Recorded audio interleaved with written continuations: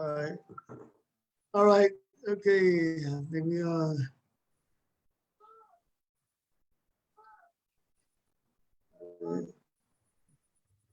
Good evening. Welcome to the special edition of Showtime TV. I'm your host, Omar. Rashada. We are here celebrating June actresses, and this is African Americans in film and theater. This is the topic of discussion. I have some wonderful, wonderful people here just tonight. I have an actress, Deborah Chapman, a filmmaker, a scholar, a teacher, director, Professor Dreher.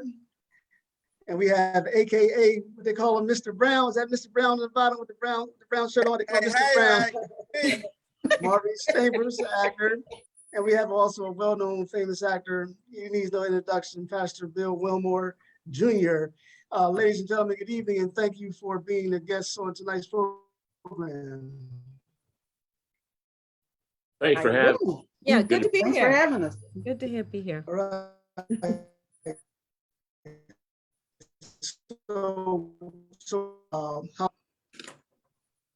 Yeah, okay. Okay, it's a little delayed there. Okay, can y'all hear me? Yeah, Definitely. All right. freezes. Okay. All right, okay, so we'll start off Okay. with Go ahead. all right. No, I okay. said it's just All not right. me seeing it freeze up. So Okay, all right, Yeah. well, we'll just go, we'll see what happens. I think we'll Okay. keep it rolling. Yeah, we Good. got to do what they do in theater, you know, you just got to keep it going. Yep. All right, so if everybody can introduce themselves and say how long they've been acting and what got them involved with acting. We'll start off with Ms. Deborah Chapman.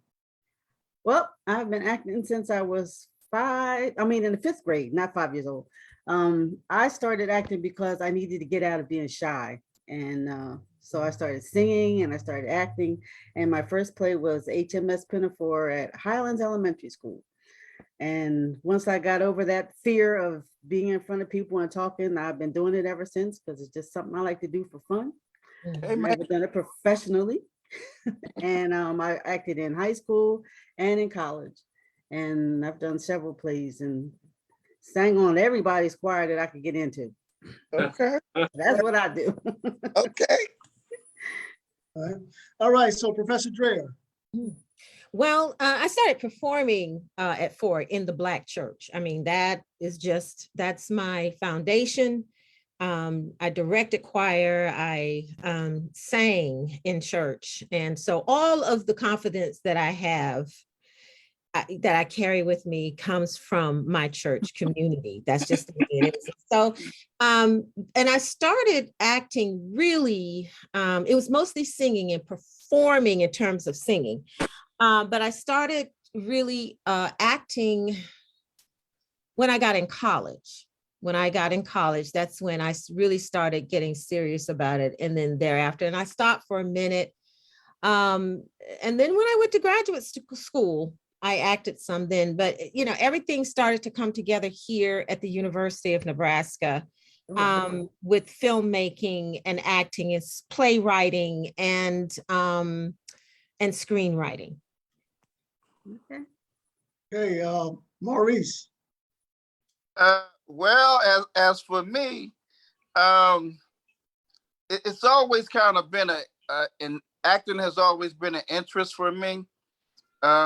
It was kind of like early at a young age. I always had this mindset. I wanted to be a temptation. Oh, yeah. Okay. All right. Ever since At least want to start off big. Since I was about 10 years old, I wanted to go to Motown. All right. I wanted to be. My favorite was Eddie Kendricks, so I used to think I was Eddie Kendricks.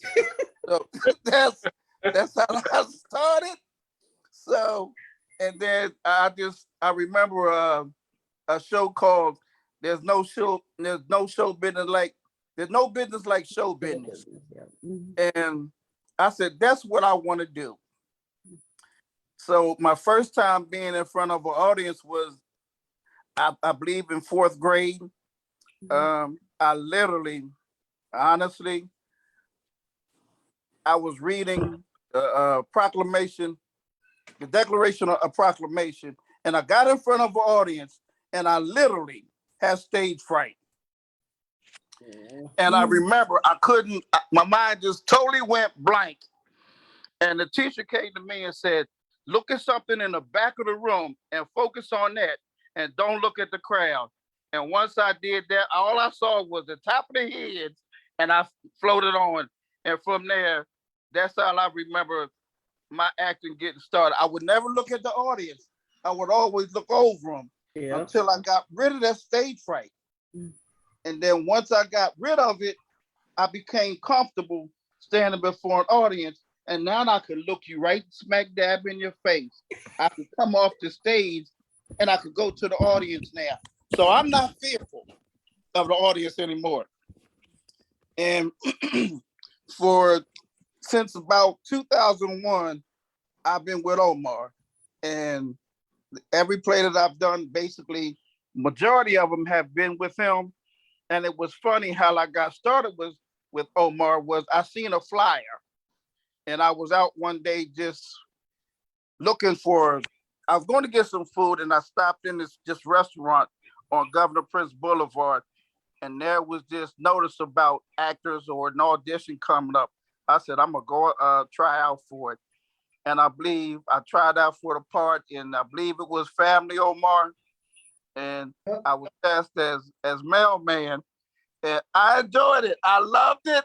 And I've had this fever ever since. So, and it's just something that I just went for. I enjoyed it. I did a play with this church, Cathedral of Fresh Fire, which was my former church, and they had a play called The Blood. And I was in that. That was I believe it was around 2008, somewhere around there, and it was at the Grand Theater.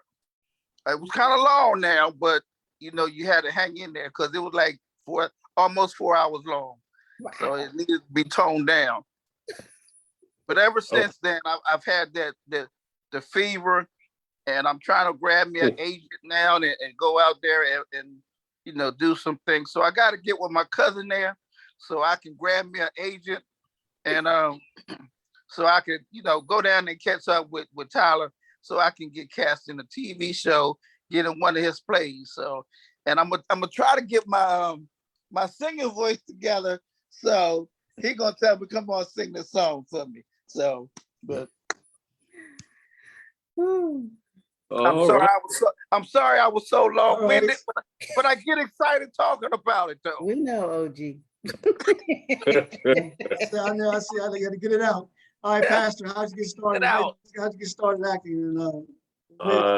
Actually, I'm probably I'm the oldest thing in here. I started acting in junior high school, and I graduated from high school in 1972, and I got my first role in I think it was the 9th grade, and I don't even remember what it was, and I was very fortunate. I got cast as the lead in just about every play that I ever auditioned for in high school. And I just fell in love with theater. That's really my love. Theater is really my love. And I haven't done theater in a long time. But anyhow, long story short, got into radio first and became a disc jockey in 1969, got my own radio show.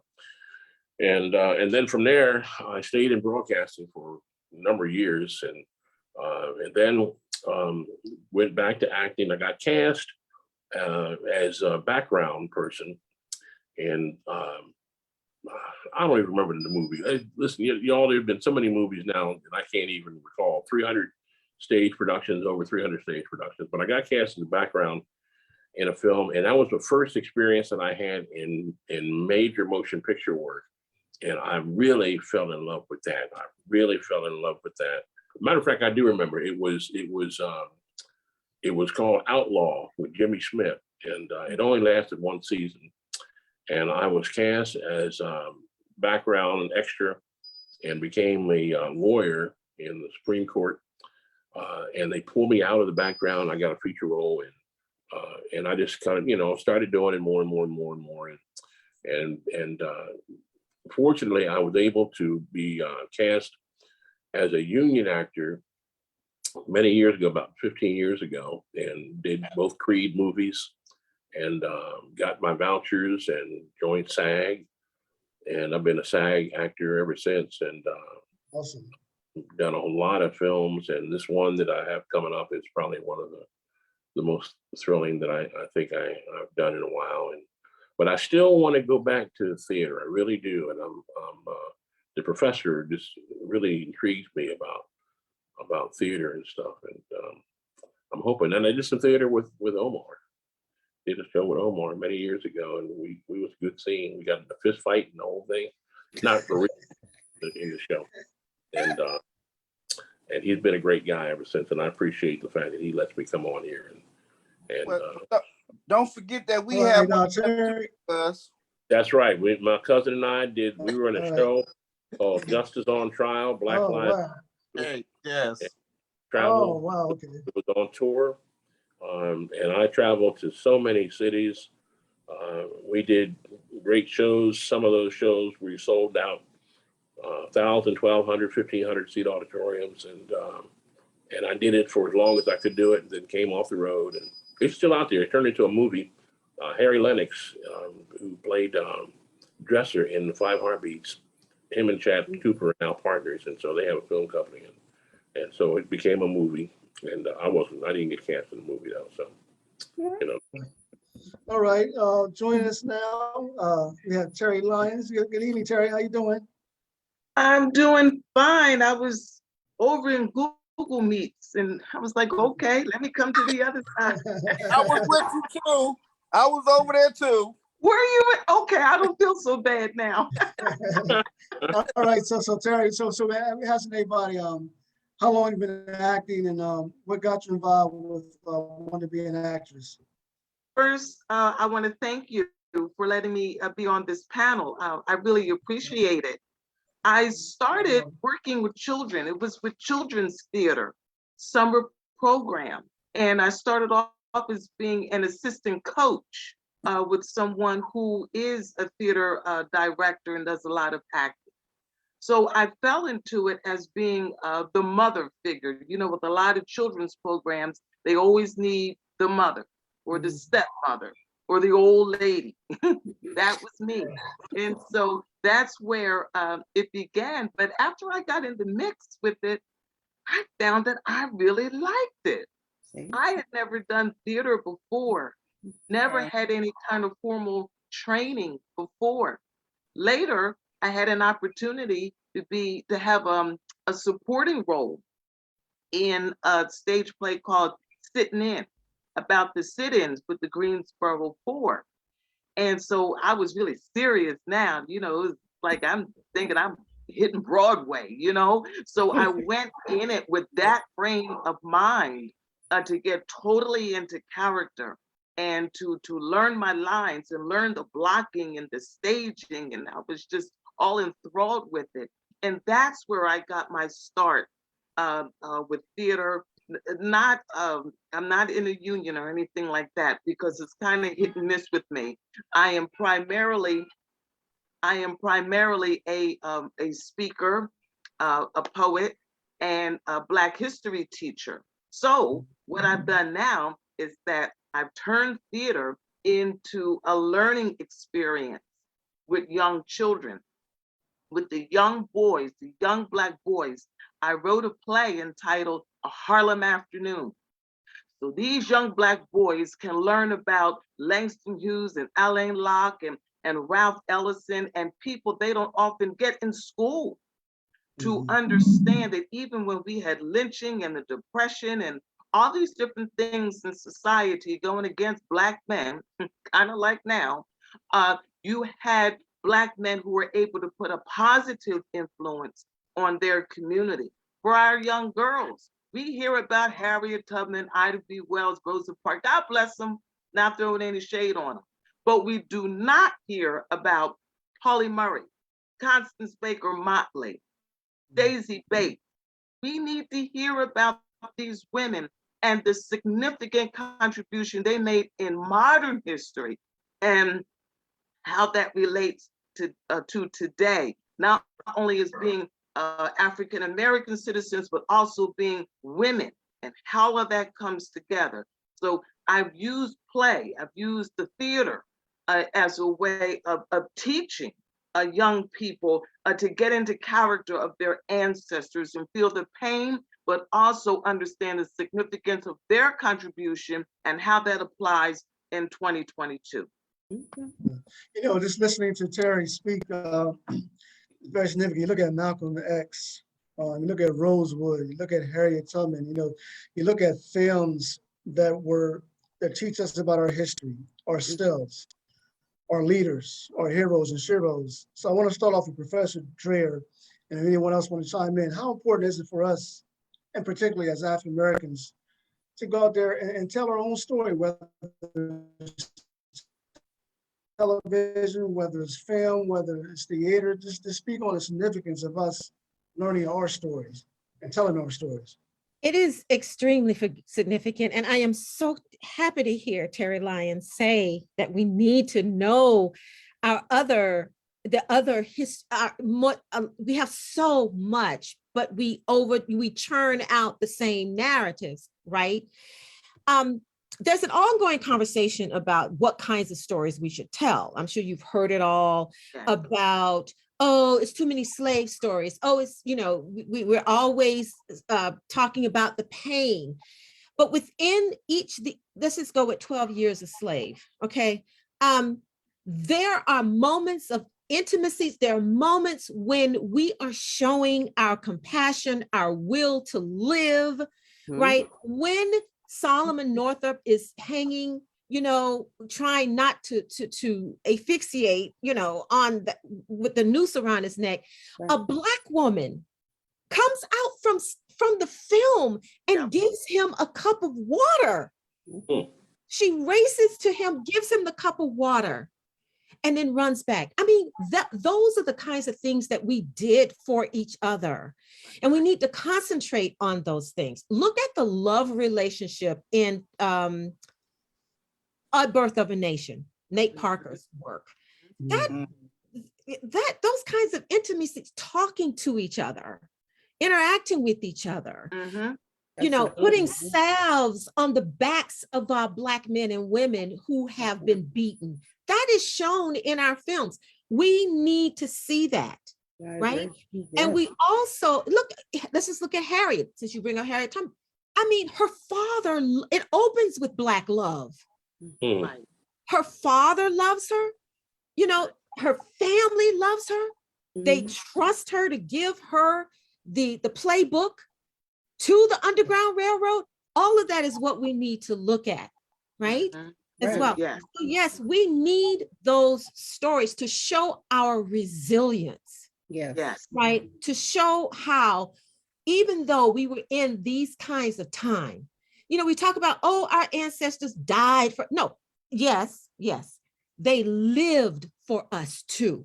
They trusted our generation to continue to birth us, to continue to birth another generation to carry on.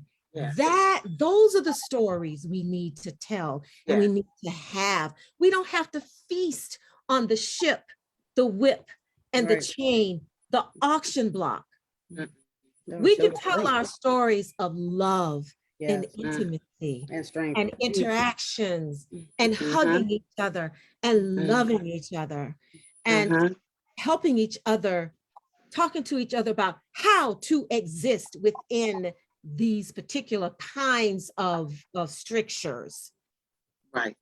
And expand that story. Let's talk about Marva Collins. I think she was a teacher in Chicago. Yes, okay. What I remember about Marva Collins is that she taught students to memorize poetry, so that they could build the muscle for memorization. That was excellent. You see what I'm saying?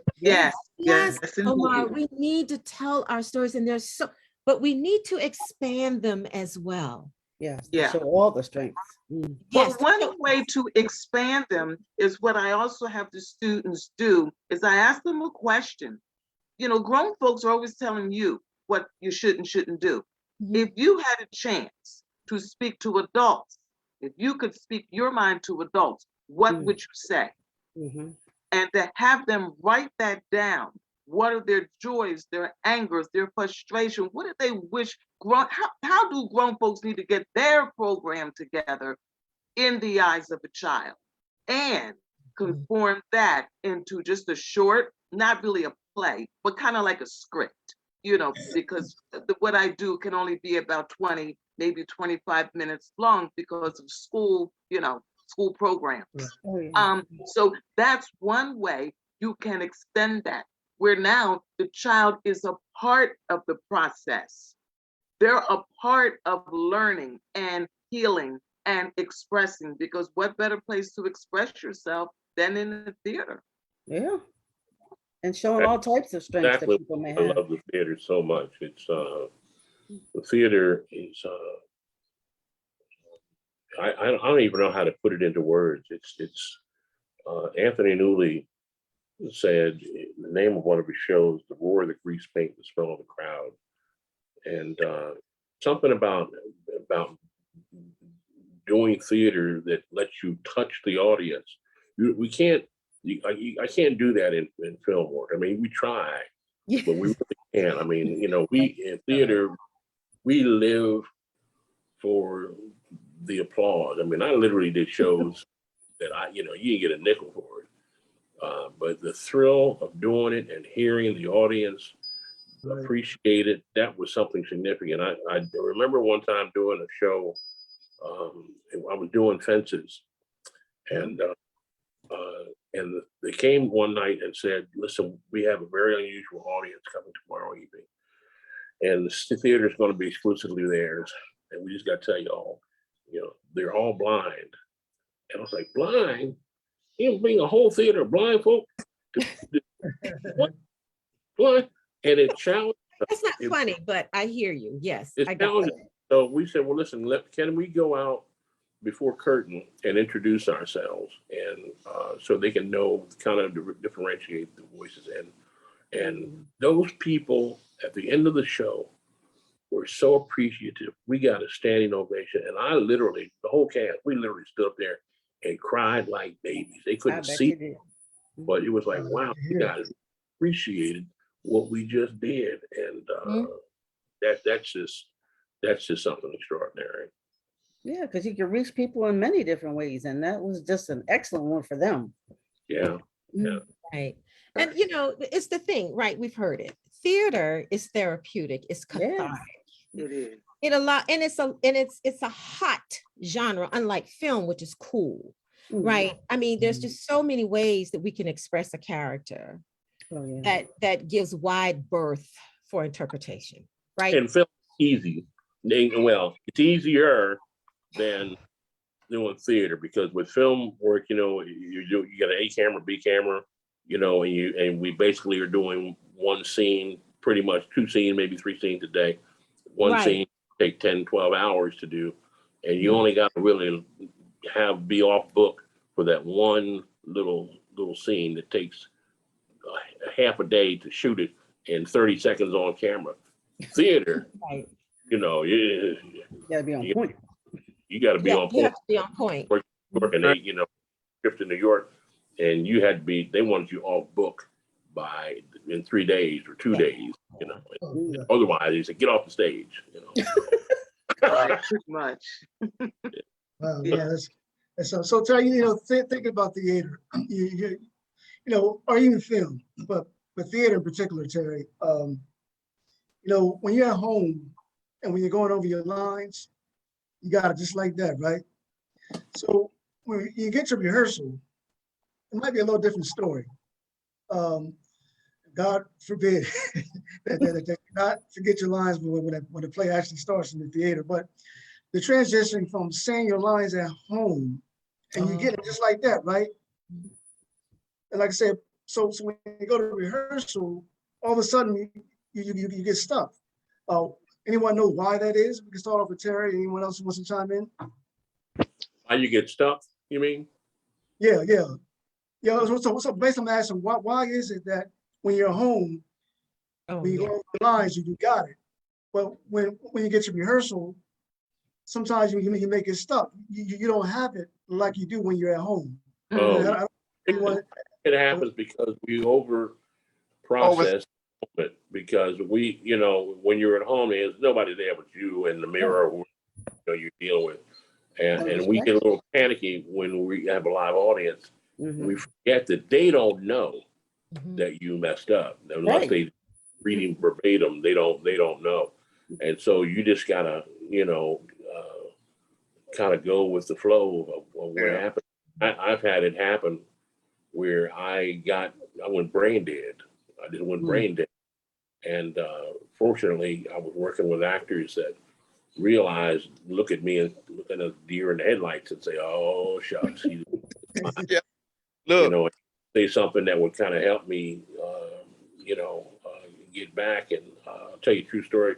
Funniest thing happened was I was doing another August Wilson play, the piano lesson. And we had an old fella that played Whining Boy, who was an old and drunk alcoholic. And he, in real life, he suffered a little bit of Alzheimer's. We knew that going in. Brilliant actor, a little bit of Alzheimer's. And somehow or another, he missed his cue and showed up on stage in the middle of a scene that I was doing. He wasn't supposed to be there.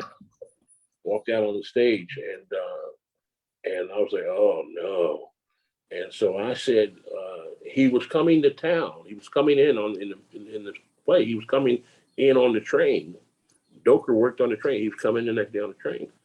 And so the only thing I could do was I looked at him and I said, Whining Boy, what the hell are you doing here now? Right. He was like, oh. And then I said, I didn't think you weren't going to be here until later. And he realized. So now we've got a whole scene that we got to create to try to get out of this hole. And I finally said, listen, here's a couple of dollars. Go down to the corner store and get me some cigarettes. And so I got him out of there. And the director said, man, that was brilliant. He said, now, y'all going to have to do this every night. Because now you created something. And every night, poor brother, he'd be somebody else. Every night, we didn't know whether he was going to be okay today. He passed away now, but I can share. Hey, Maurice. Yeah, I can. I can Maurice, share. we don't see your face. We see the iPhone, but we don't see you actually. We hear you, but we don't see you. I don't know if you got your video click on. How about now? Okay. Listen, I can. You're good. I can kind of share a little bit what Cuz said, because I remember a time that I was out there on stage, and I knew my line, but when it came time for me to say my line, my mind just went totally blank. I couldn't remember, and it was just in the back of my mind 30 seconds ago of my line of what to say and when to come in. But all of a sudden, when the light hit me, my mind went blank.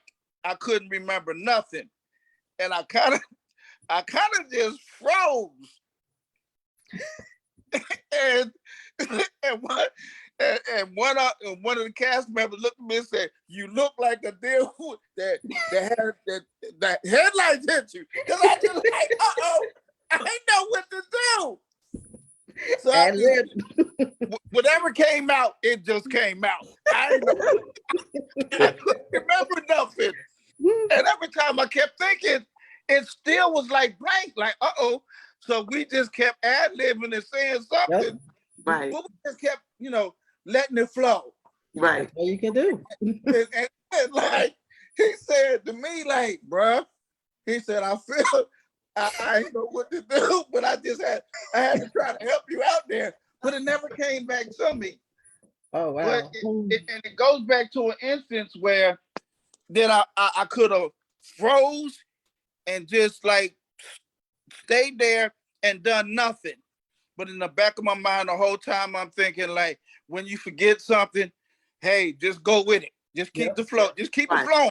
yeah. But they don't know. No, they don't. They don't know. So Just keep it somehow moving. we made it work. and it continued to flow, but sometimes be it's quick. like at a split second, it was just like totally blank. And I hope that had never happened to me again. And so far, it has never happened again. Mhm. So, but things like that happen, Mhm. and just remember, like, hey, if something like that happens, that's why they say somebody in the play or in that scene with you should know your lines, or somebody else's lines, Right. or what comes next to help you get to that line or get you back on point where you should be.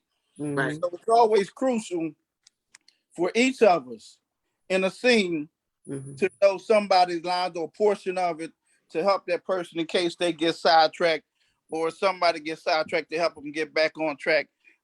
Just so we can get to the point where it brings somebody else in, so it flows smoothly like it's supposed to.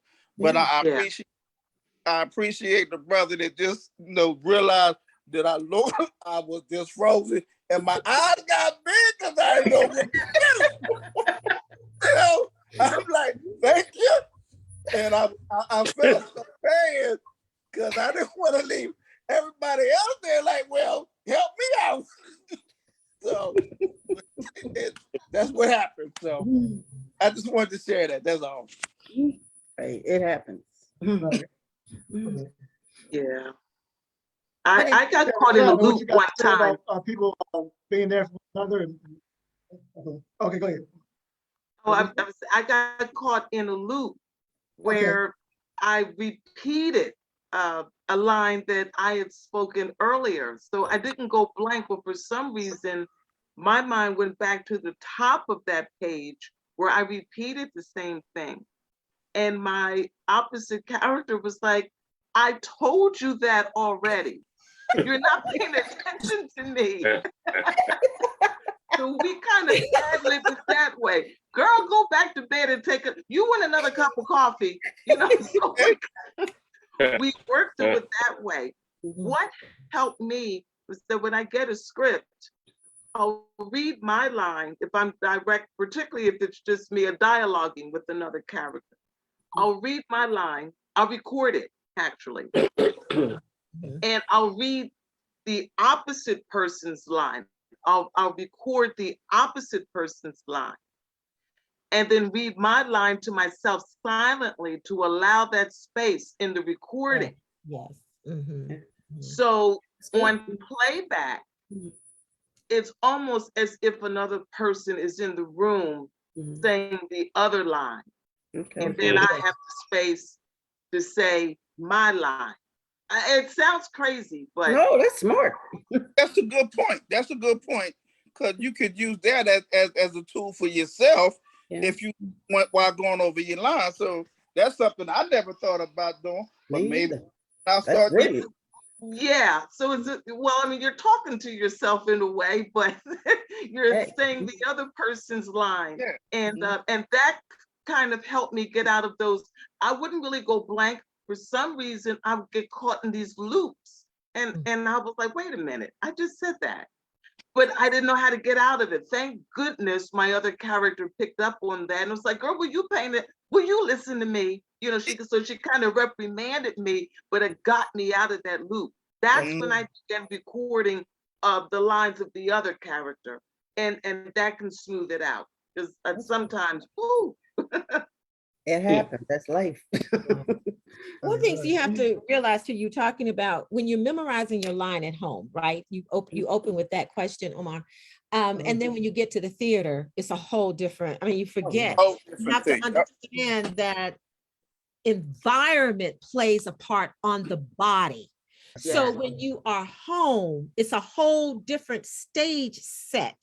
Yeah. And so when you get to the theater, it's like, wow, you have so much room to breathe. You have other people. And so it's a whole different adjustment kind of thing, which is why when I have a script, if I'm acting, I'm saying my lines if I'm waiting in the grocery store, or in the coffee house, to get my lines to sort of myself to say, okay, we can say it in this environment. They have all kinds of environments. So therefore it becomes a part of muscle memory. When we were doing the Bell Affair, which we just had our premiere in Washington, DC, we did it during COVID. So I was directing actors on Zoom. You know, one's in Sacramento, one's in New Jersey, one's in Texas, and California.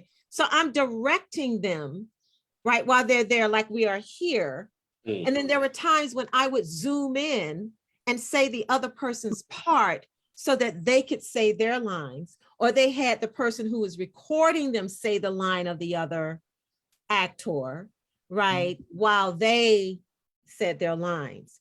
You see, so I think when we are learning lines, for me now, I take it like writing. I could write a draft here in my home or in my office, and once it moves to a whole other environment, it's a different beast. It's different. I see so many things and so many ideas come that won't come if I'm at home. That's right. You see, so when you take it out of its environment and let it breathe in other environments, it's much easier, I think, for memory, for it to move into your muscles. And so you can accordingly, yes.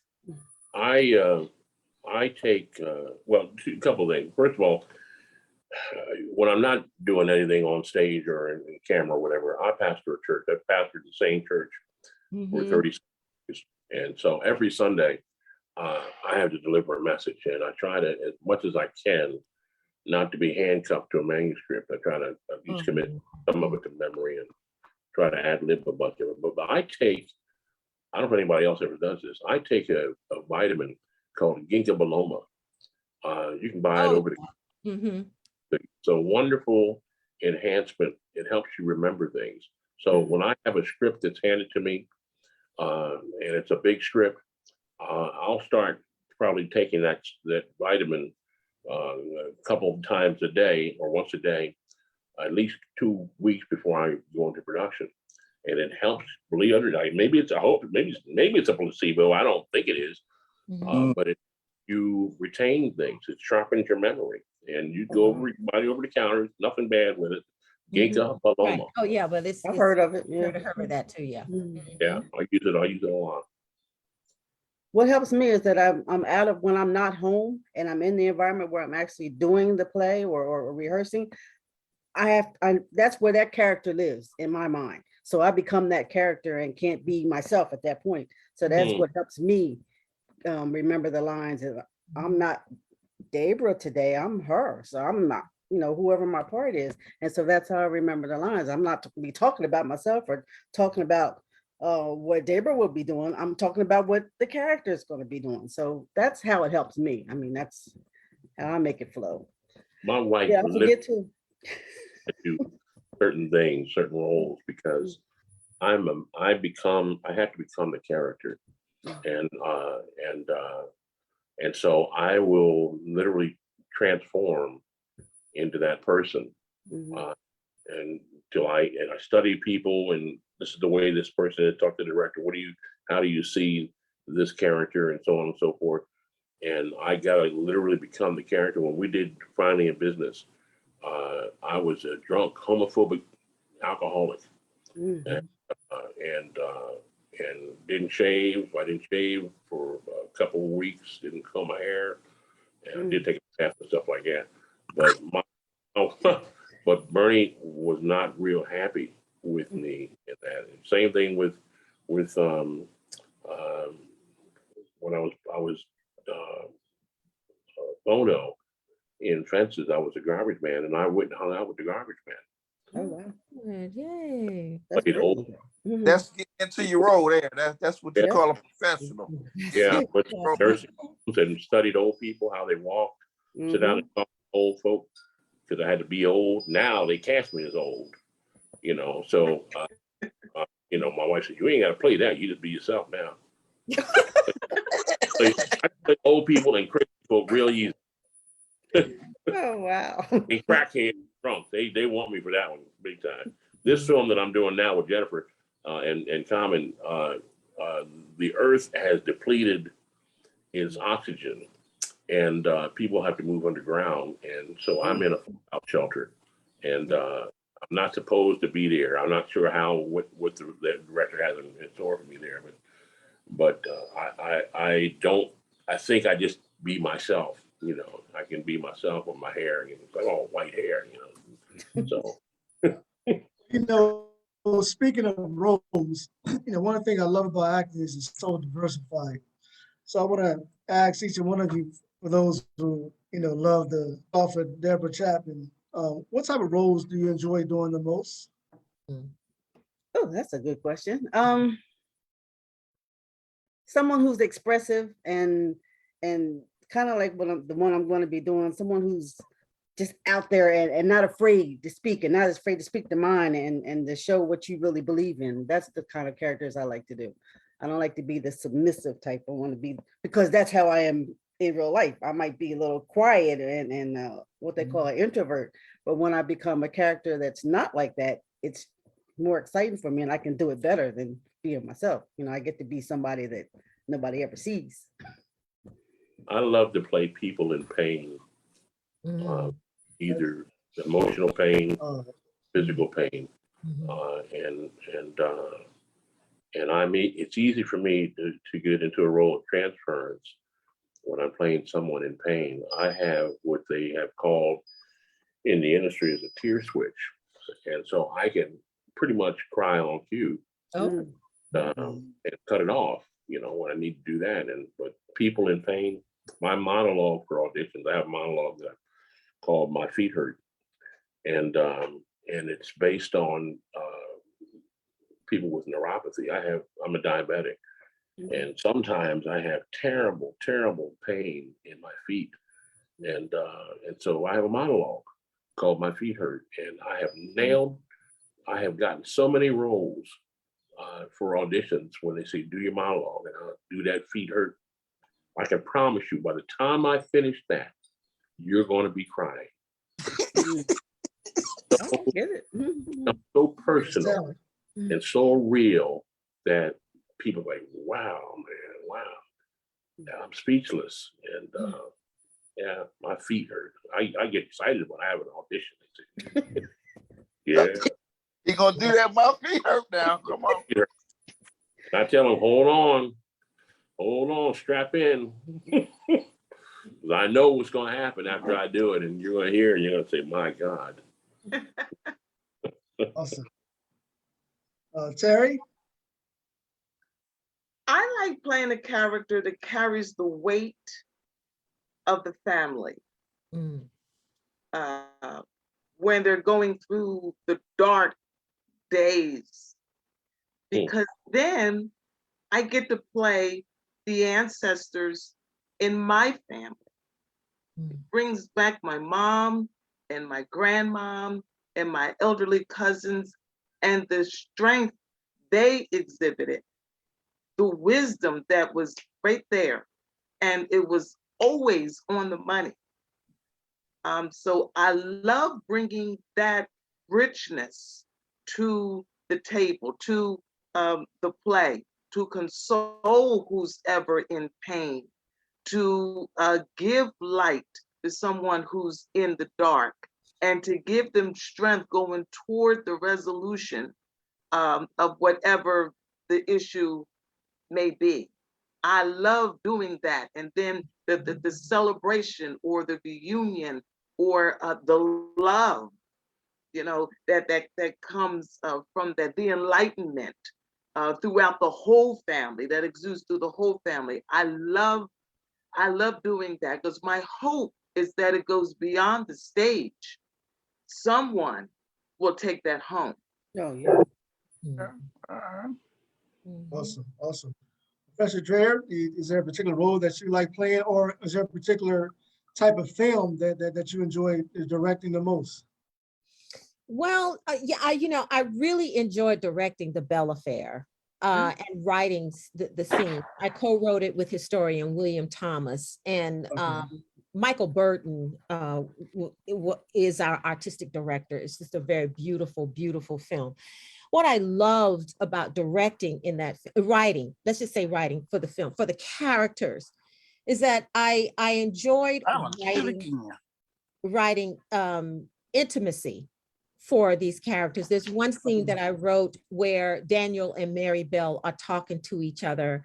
They're enslaved people, but before they retire, they're talking about what's happening with their children, right? Mary is saying to Daniel, you know, that Catherine, she is, or Caroline, I tell you, she's headstrong, right? And he says, just like the mama, just like her mama, you know, so they're having this kind of conversation. These are enslaved people, right? In Washington, D.C. They're going for their freedom later.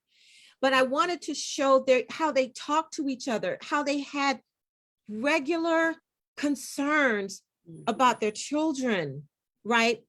Mary is concerned that Andrew is sensitive. Daniel has said he can't have that kind of attitude or that kind of character in this world. It won't work, right? And so, you know, writing for the four men in the foundry, where you have one group, young men they're all enslaved, right? Except for one, who's saying, the generation saying, you better go for your freedom. You better go for your freedom, Daniel. Wherein the elder, Joe Thompson, is saying to Daniel, petition the courts. Go to the courts. Look at me. I'm free. I went to the courts. Francis Scott Key was my attorney. Right? So writing that was so wonderful. It was just so elevated for me because it gave they weren't talking about, oh, Massa just really working me so hard, right? None of that. They were having conversations about freedom. And, you know, one generation is like, we're impatient, we're not going to go for it. You know, we're going for our freedom.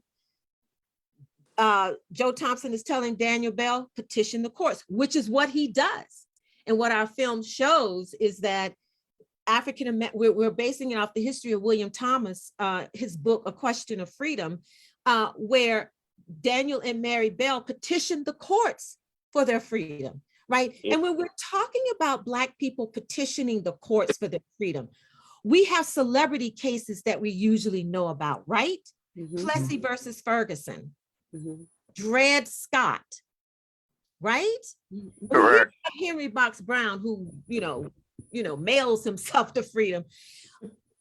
But what our film does, and I'm so happy to have written for these characters, it shows that African Americans went to the courts and they had white attorneys with them petitioning, right?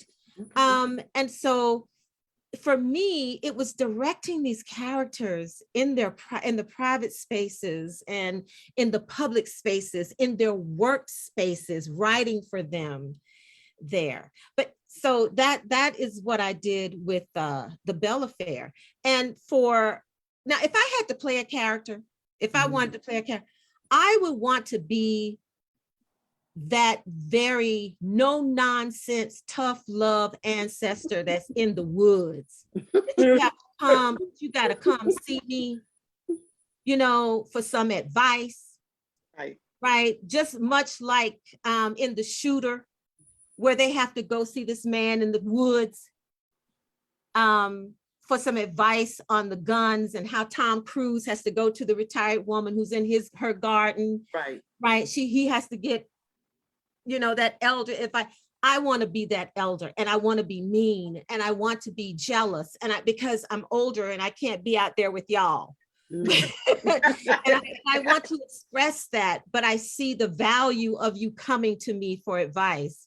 And so I give you what you need, but not before, doggone it, I give you such a hard time. Let me hear your mean. Jennifer Lewis. Give me a taste of your mean. I like to hear mean. My mean? Yeah, give me some mean. Why do you want to hear my mean? What is it to you? What does it have to do to you? Why do you want to come into my space and you want to hear my mean? That's hot. Who are you? She's scared me, y'all. What do you want? Forget it. Just forget it. I forget. She scared me. Yes, I thank you. Sure. That is perfect. Wow. Wow. She did it. I was just shutting the door on you. I saw it. I noticed. Give me the hand. That's fair. I'm like, oh, Love it. Okay, all right, Maurice, what type of roles do you like playing? I pretty much know this. Well, I think I know, I might be right. Yeah. well, you know me. I'm the funny man. That's what I want. I want the funny one. You know, I want that comedic role. However, I don't want to be misunderstood as just being that. I kind of want to, at times, I want to kind of expand and play that serious role. But most of the time, you know, I'll take the funny role. I'll do that because I like to laugh. I like to make that audience laugh. And I remember a night coming, you know, from doing a play, and somebody from the audience came to me, and I'll never forget it, and said, "You was funny. You made that play." I mean, there were others there, but just the fact that they came to me and said, "Oh man, you was funny. I love that," and it did something to me, and it melted my heart, and I just felt like I did my job. Yep. I did what I was supposed to do. I made them mad, but the fact that I got a compliment afterwards, it wasn't just me. It was the whole cast behind me that helped me be that person, to be that character. But it just brought it out. The cast just brought it out. And like I said, just a compliment afterwards was just, you know, for me, eye-opening. And it flooded my heart. It almost made me cry. I'm not gonna lie. Almost made me cry. But like I said, I don't want to be solely typecast as just that funny person. I do want to do, you know, I wouldn't mind doing a preacher role. I've been told time to time, "You a preacher?" No, I'm not a preacher, but I can do that. You know, right now, this next role is I'm a blind man. I've never done a blind man before, but now I got to study the role. I'll look at Ray. I'm not gonna glue my eyes shut like Jamie. I'm not doing that. Bring your sunglasses. Yeah, I'm bringing my sunglasses, but I'm not pulling my eyes shut. I'm sorry. I'm not getting paid enough money to do that. Yeah, don't do that. I think that's a little bit extreme. You think? Yeah. Well, your character, you wear some sunglasses. You know how some blind people wear sunglasses. Yeah, That's I'm my gonna vision use for your some character. sunglasses. All right, okay, that's cool. That's cool. Pastor Wilmore, I think your wife joined us. So is that Wilmore? Is this your wife? I guess she wanted to come on. I guess I'm not sure. Oh, she out there? I see her name's up there. Yeah, that's her. Yes, Yeah. she joined us. So I know she got There something to say. is. There she is. This is new technology for her. She doesn't get on here. Miss Wilmore, how you doing? I'm doing great. I don't think I have video. You I didn't don't turn think your I have camera. sound. Oh, okay. Okay. Oh, she's on mute. Oh, there you go. We can I'm hear on you mute. now. I think you just have to unmute yourself. Probably doesn't turn the camera on. If you I don't know how come to do that. out to the podcast in the studio, and I'll show you how to do it. Okay. She's a fairly she has some interest in the arts. She doesn't do it too much. It's too much of a trouble for her. I took her to work one time. Right. The Creed. I was doing one of the Creed movies, and she came and did an extra. And she said, I ain't never doing this again. I can tell you all day long, over and over and over and over like this. She liked the money. She got paid. Right. Oh, Lordy. Got to meet Buffer and a couple other people. So that was kind of, she said, no, she doesn't even, she'll come, if I'm doing a play, she'll come maybe to opening night. Maybe one or two others, and not. I won't see her anymore. She supports me though. She knows this is what I do. Okay. You know, what I was born to do, I believe. Amen. Amen. That's so on mute. All right. So let me throw this question. So let me throw this question in the air. You know, when you look at, once again, this is African American actors and actresses. So I want to ask you all. You know, you look at James Earl Jones, you look at Cicely Tyson, you look at some of the pioneer actors and actresses we have in the African American community. So I want to ask you all very briefly, just talk about who are some of the, I guess you could say, well-known, famous actors and actresses that you had come to admire over the years of your acting careers. We can start off with Deborah. Whew, that's a loaded question. There's so many that I do like. I don't know who's my favorite though. I have no clue. You got no clue? No. I thought everybody had a favorite. I thought I did too, but now I can't think of a person. Well, Jennifer Lewis that I brought up before, she's one of that because she's so, but even though I like her as an actress, I don't like the fact that everything she's in seems to be the same character. So, but I like her ability to become a character and express herself the way you would expect that person to be expressed. I did like Cicely Tyson. That's another one. But now I'm just there's my block. I can't think of names for nothing. That's that age thing. Well, I can see faces, but I can't think of names. You name some. Go ahead, Terri, next. Growing up, I liked Gloria Foster. It was something about her,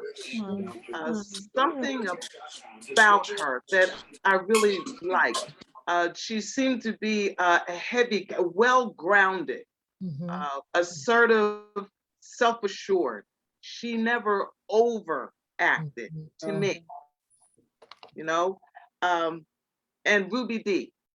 So Gloria Foster and Ruby Dee, they were the ones I liked just growing up. The first time I saw a Black actress on television or in the movies, they were it for me.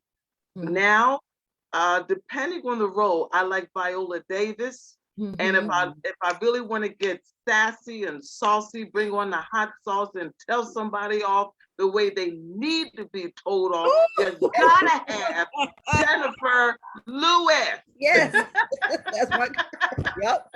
Yep. That's me. All right. Okay, Professor Dreher.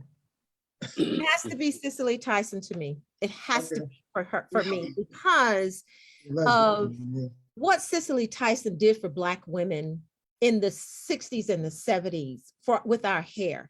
She gave us permission to wear our natural hair. Yeah. And to when she was on the cover of Jet with those braids, so nicely done, that really suggested so much for us, you know, coming of age during that time. And then of course to hear her, okay, so that's that in terms of what she did for Black women and hair. In terms of why she acted, it was for us. If you read her autobiography or even any of her interviews, she talked about everything that she did was to uplift her race. And that the roles she took was to enhance who we were, right? And who we are, right? Okay, so that's her work. Her body of work shows that. And also for her, which is what I think the Supremes did for Black women, the Supremes, not Diana Ross but the Supremes, Mary Wilson and the others, the other girl groups, as they call them, right? Yeah, what they did, she when she stepped out, she said, "This is how you should dress, girls. When you, not women, of course, but this is how you should look." She had her own personal designer who designed her clothes. And if you Google her for fashion, you will see every time we saw Cicely Tyson, she was dressed to the nines.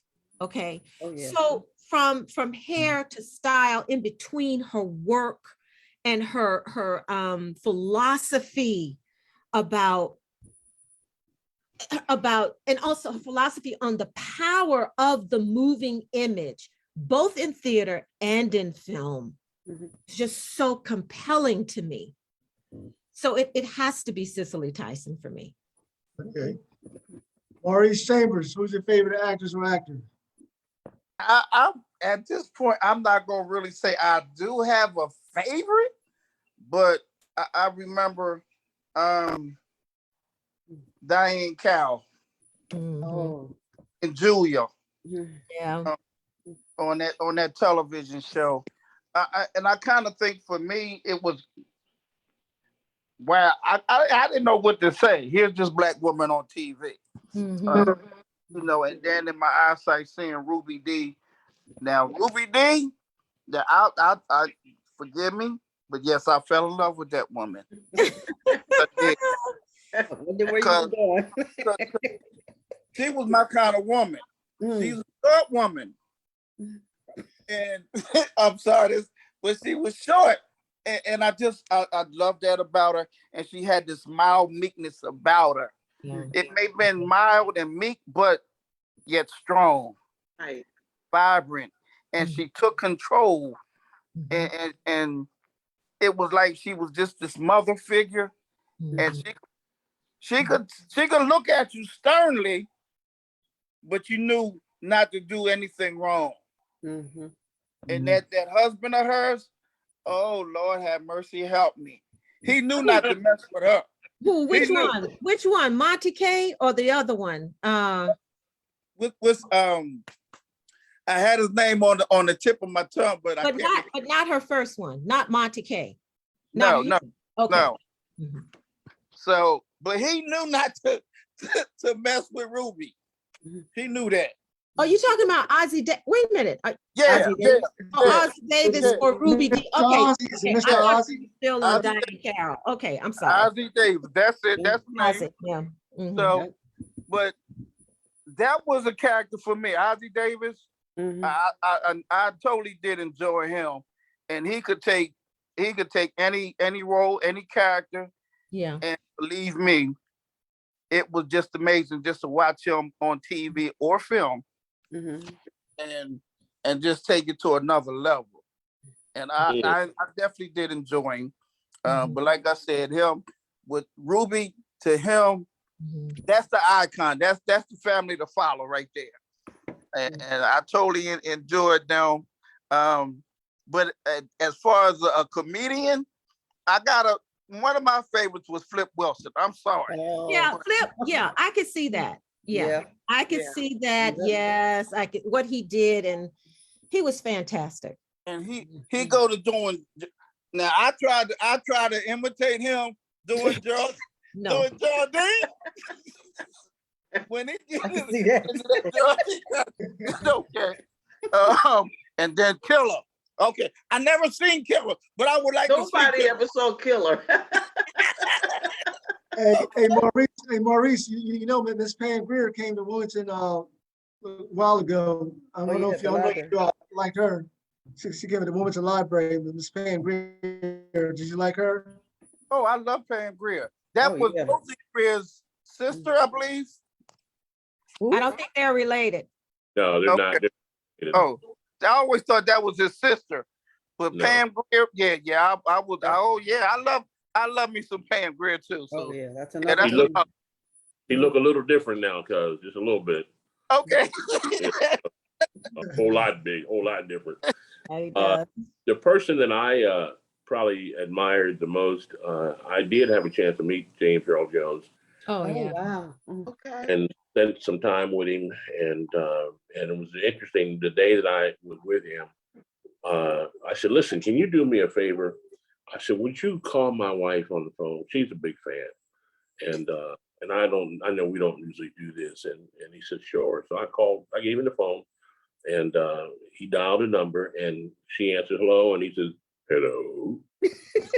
Wow. He said, "Who is this?" This is James Earl Jones.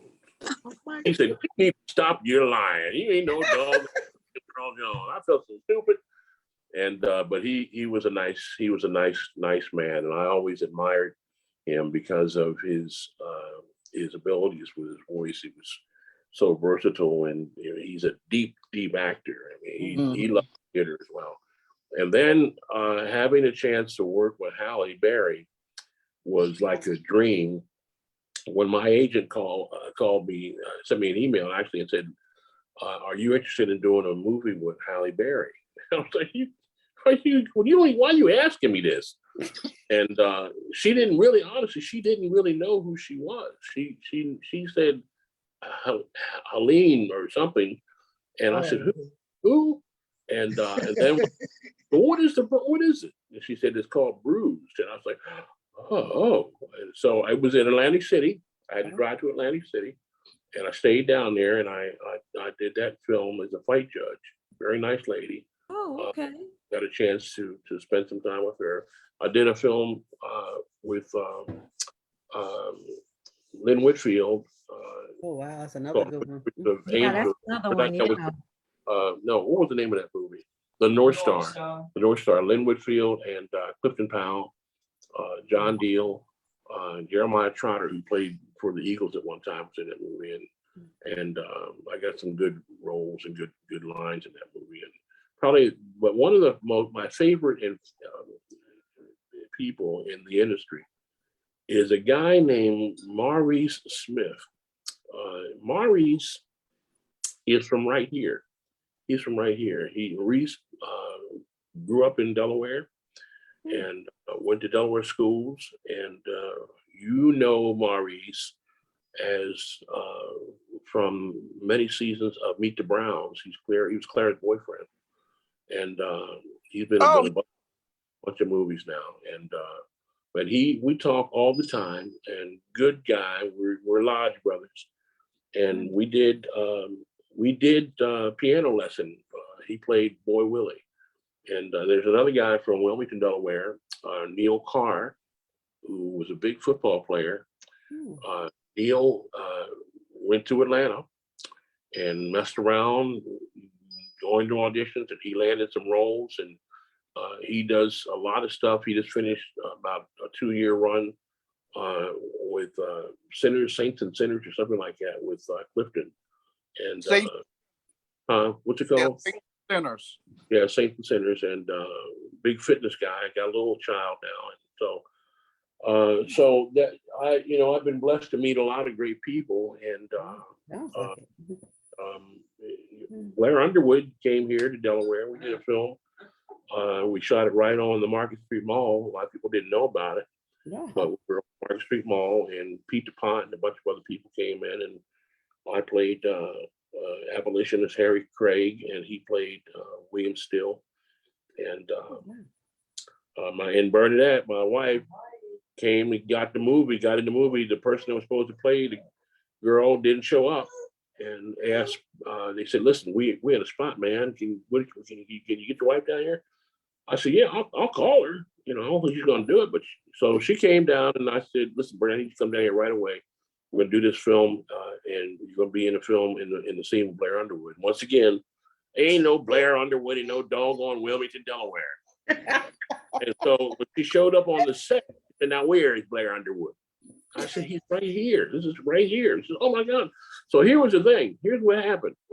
They said, "Listen, okay, we'll get you in the costume," took all of her makeup off, and she was a runaway slave.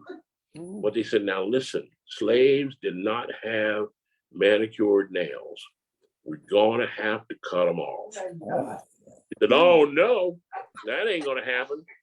So they gave her a blanket to hold, and because here's the thing, I went to acting school, I did all this stuff, did all these movies and things, and in that film, I have about maybe a minute worth of screen time, maybe.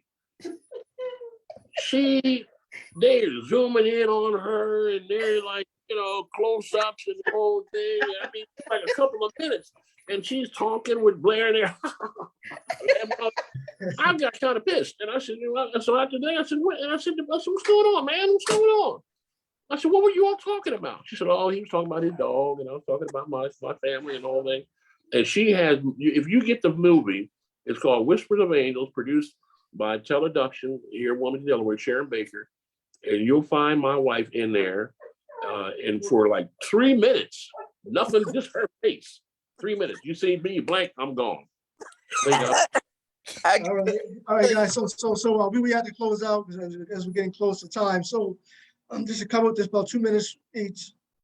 I want each and every one of you to let the viewers know what current projects are you currently working on. So I don't know, for Professor Dreher, are you there? Or did you step out? I'm not sure.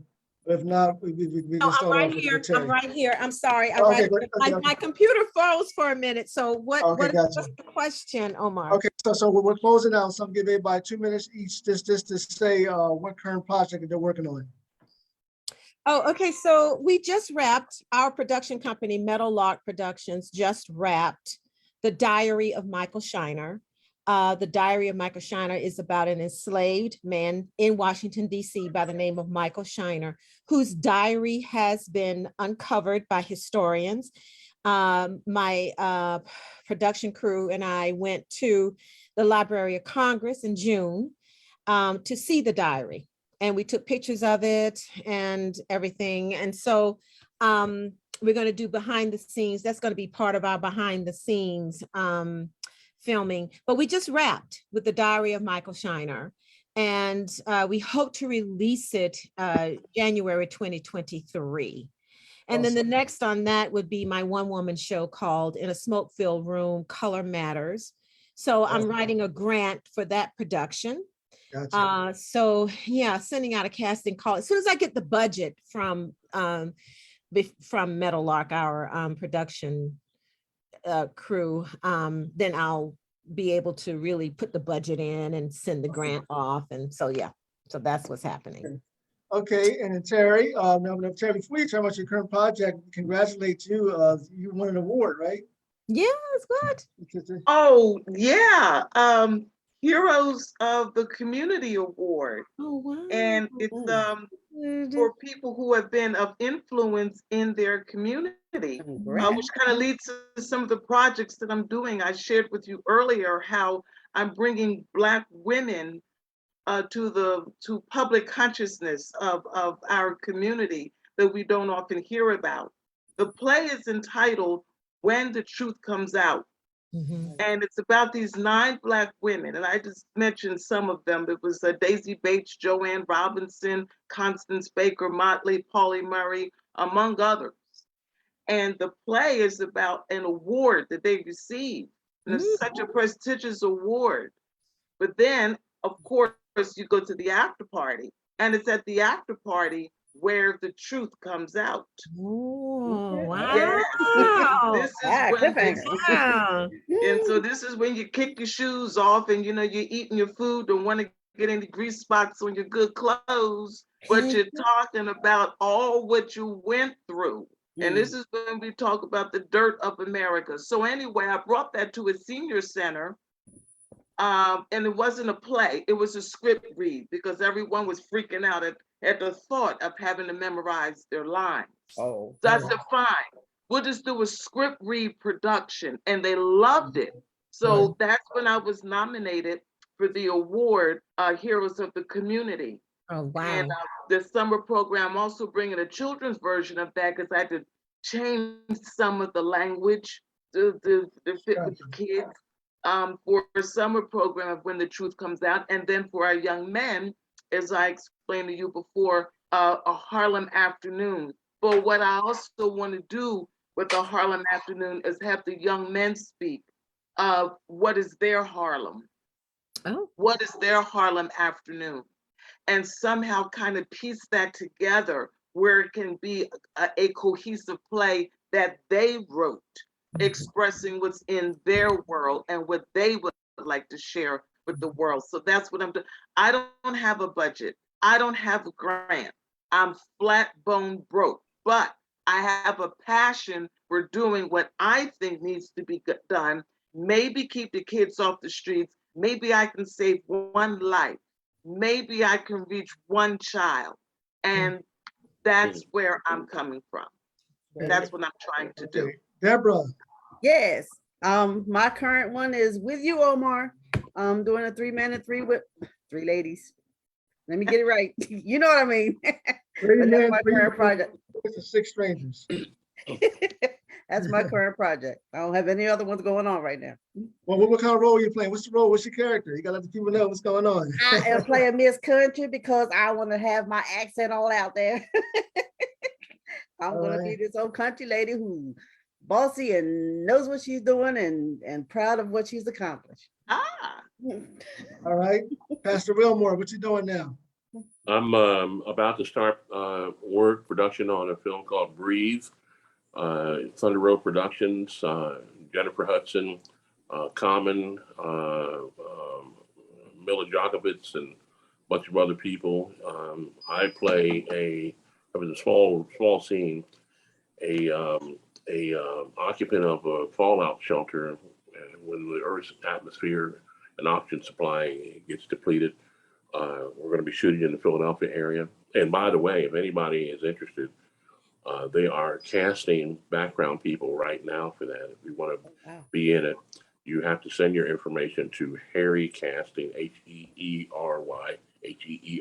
Harry Casting. Harry Loftus Casting in Philadelphia, and then they'll on their website. It tells you how you create your account. It's a free account, and they'll tell you the roles. Some of them are non-union, and so you just say I'm available on the dates, and then you just sit back and hopefully wait for them to call you. It's a lot of fun. They pay you. Non-union people are paid about $125 a day. But it is a very long day. It's 12, 13, 14-hour day. They do feed you. But it's a great, and you never know. I mean, people are discovered that way, and you meet a lot of people in the industry, and you go to the film when it comes out, you look for yourself, and maybe you see you, maybe you don't. But Amen. like you were there. I was there. I was in it. Yes. So many movies saying, "Okay, here I come." What? They cut it out. What? But That was me. it is what it is. that'd be my luck. We say, I guys, said, that would be my luck. it happens. I It'd be mean, cut out. All right, Maurice, close us up, Maurice. you never All know. right, right, Maurice, close us out. Well, of course, my next project is again, as Deborah is with you, 3 men, 3 women, the story of our lives. So I don't remember my name again, but I'm the blind man in the play. So OG. yeah, that's it. OG. That's me. I've been calling you that all night. Okay, but I do want to say this, cause listen, that was me. I had it with Harry, whatever name in Philly. We had the casting at the train station in Philly on set from 5 p.m. until 3 a.m. They fed us. And like I said, my part was I was walking through the train station looking for a train. They said, that's your spot. So, but of course I said, I'm in it, but if you blink, you'll miss me. So that's how it was. But anyway, I enjoyed it, but I'm going to do the next one. I'm going up there and put my name in there and make my account so I can get cast along with you. And I gotta tag along with you, cause I gotta go with you, so I can start, taking the roles from you, cause you get. Come on, man. I don't have an agent anymore. My agent passed away. Oh, And, Oh, sorry. and Lucy and I had been together for a long time, and she was very ill, and I didn't know she died. I couldn't reach her, and I found out. Somebody said, look at this funeral home, and that's when I found out she passed away.